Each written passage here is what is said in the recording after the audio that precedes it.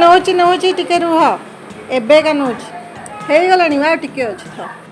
देखंतु संग माने एटा होची कदली फुलर भजा जोटा कि लिटिल पापांगर बहुत फेवरेट मु आज सेटा बनै थिली देखंतु बहुत माने टेस्टी लगे एटा खाइबा पई एटा सिझेई की करा हिची बहुत बढ़िया लगे एटा खाइबा पई आनी देली अन्य खाई की देखियो केमती लागुची कहीं आज कौन कौन आइटम है देखिला कौन कौन आइटम है देखिला यस रेडी है संतुला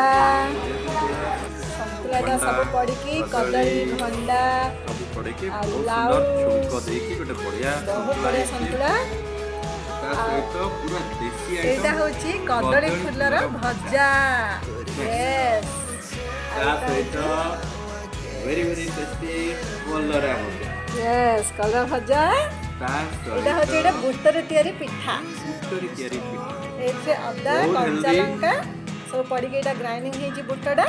तापर के दही पका हे जी लूण पका हे ताको भजा हे very very healthy okay salad करी एटा भी खियाओ ओके खाई दियो हैला